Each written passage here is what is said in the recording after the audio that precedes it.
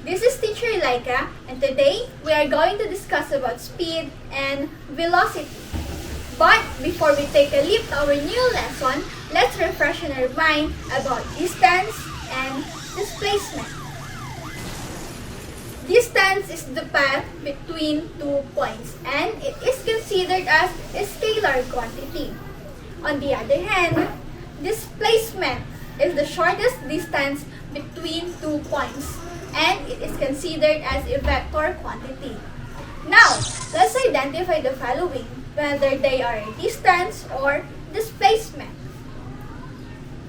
First, we have here 25 meters. Correct.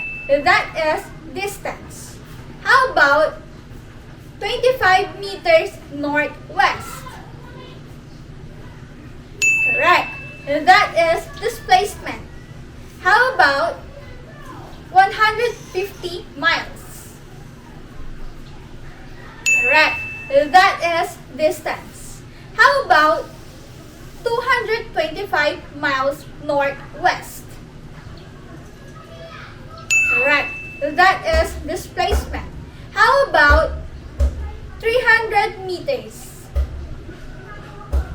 Correct. That is distance. So that is about distance and displacement.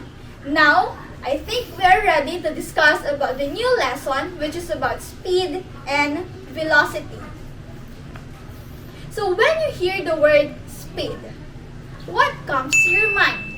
Is it the flash or a fast-moving vehicle? How about a fast runner? How about the word velocity? Does it ring a bell in your mind? Have you encountered this word before? Is it the same with speed? We're going to tackle those questions as we discuss further. Now, are we ready to talk about speed and velocity? Have you ever encountered these signs? These signs have something to do with speed. The speed is defined as how fast an object is moving. It is considered as a scalar quantity because it only has magnitude. 25 kilometers per hour, 100 meters per second, 25 miles per hour. These are all examples of speed. And here are the units we use for speed. Take note of those units because we were going to use them as time goes by. How about the term velocity?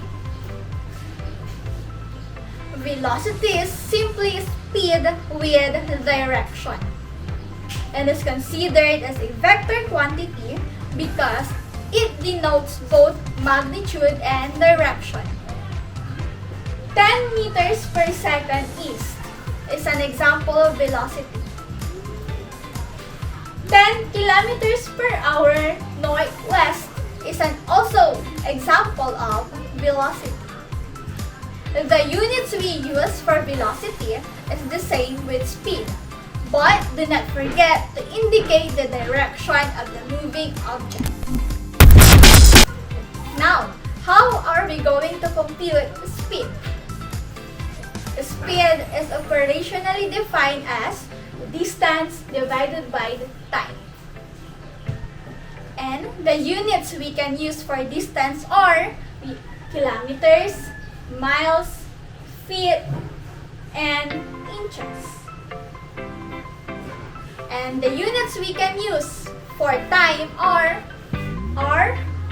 minutes and seconds. Now, let's solve some problems about speed and velocity for us to know how speed is computed. Now, let's solve some word problems about speed and velocity for us to apply the concepts we have learned.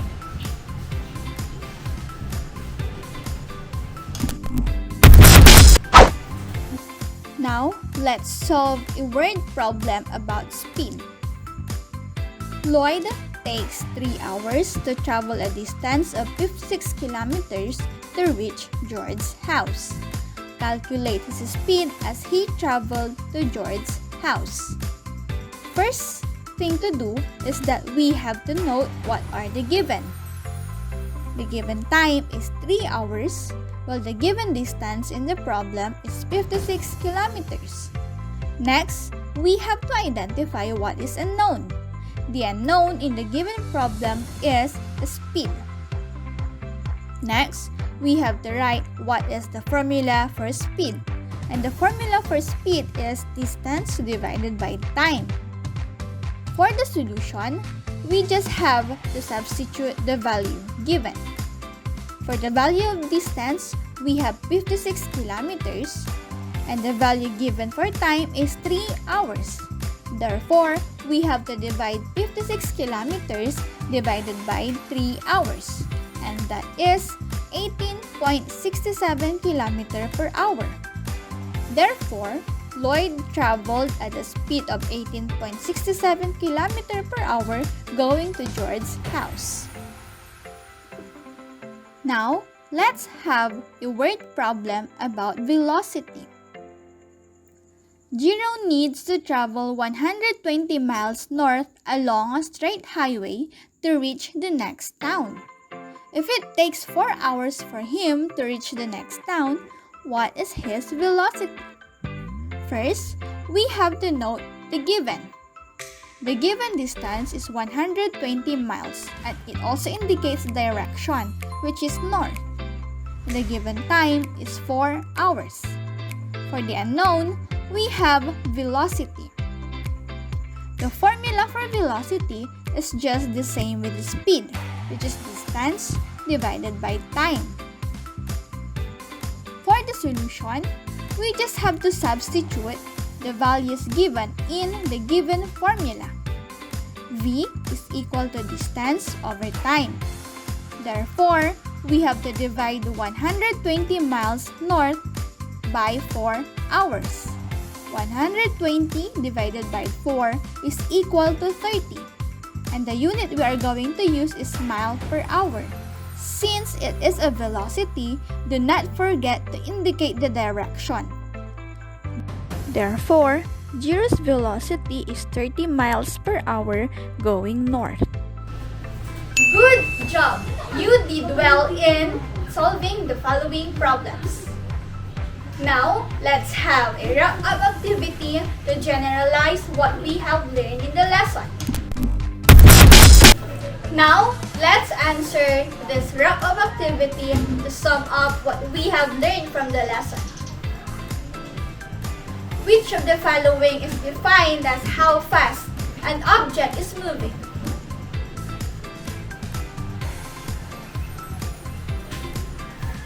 Correct. That is speed. Which of the following is defined as speed with direction?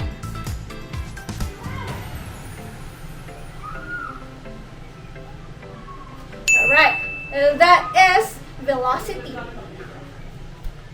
Which of the following is an example of a scalar quantity?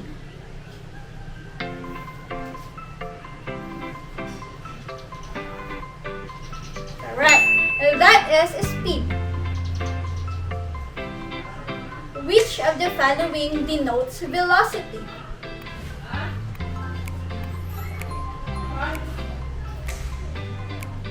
Correct. That is 125 miles per hour northeast. If the unit kilometer is used to denote distance, what unit of time must be used?